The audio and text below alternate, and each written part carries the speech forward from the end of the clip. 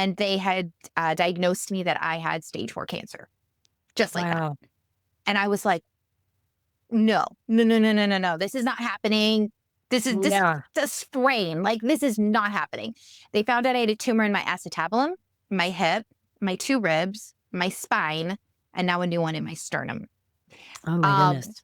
So it's, which is crazy. It's follicular thyroid, which people are like, oh, that's the easy cancer. But the fact is, when they went in to operate, there was no cancer. It metastasized. So my doctors told me, they're like, Amie, all you can do is live your life between treatments because we don't know what's going to happen to you. So with that said, I mean, my doctor's like, I've done thousands of surgeries. I've never seen this. He's like, I don't understand where it's coming from and what's going on. So with the bone tumor, which is completely different, and then this happened, and I'm just like, I was just so confused, and I was so scared at the time, at the beginning, and I had to really go, okay, if this is my last day, what do I need to do? Just gave me chills. Yeah. I really had to. I was like, okay, let's figure this out. So I forgave myself for everything because I've made mistakes. Nobody's perfect. Nobody's perfect. So I forgave myself and I forgave others. And I even wrote some messages to people. Like, I was just like, if this is my last day, I want you to have this from me. Yeah. I want you to know that I care. I want you to know that I love you. I want you to know that, maybe my mind wasn't thinking right at the time. I said something wrong, or I wanted people to know that I wanted to make everything right.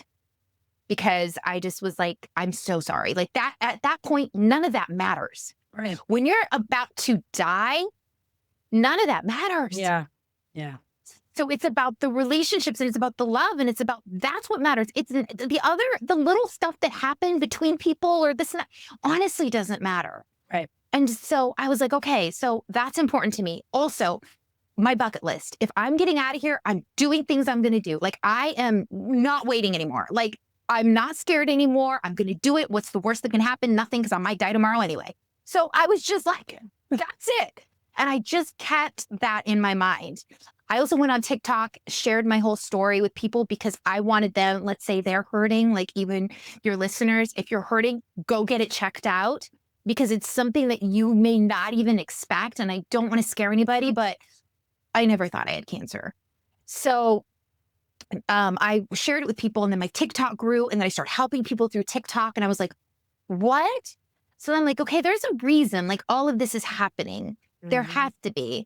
And so after that, I ended up meeting like different people. My podcast, Loving Your Life, Be Authentically You, came. I started interviewing people. I'm now starring in a rom-com that's coming out in December. It's called Jack in the Box, which is a dream of mine, like a complete dream. And just like these things just started happening. And I realized too, and then I really realized what happiness is. Happiness is internal.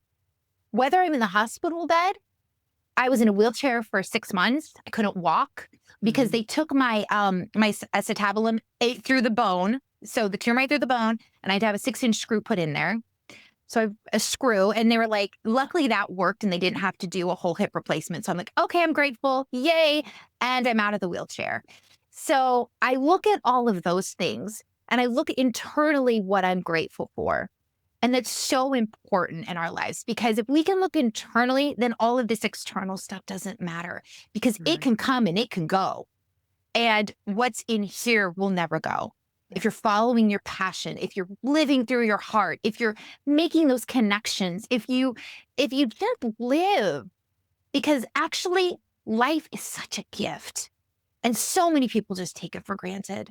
And I just want to really share, like, I don't want people to do that. I don't want people to go, well, now that I'm dying, now I'm going to live. Because, I may not have gotten that opportunity, to be honest with you. Right. And so now it's like, do it now. And stop worrying what people think, the monkey mind, what people have said about you. People called me a delinquent. People bullied me. All of these things. And I'm like, you know what? It's me. And I don't care. And people can like me. People don't like me. And that's okay too.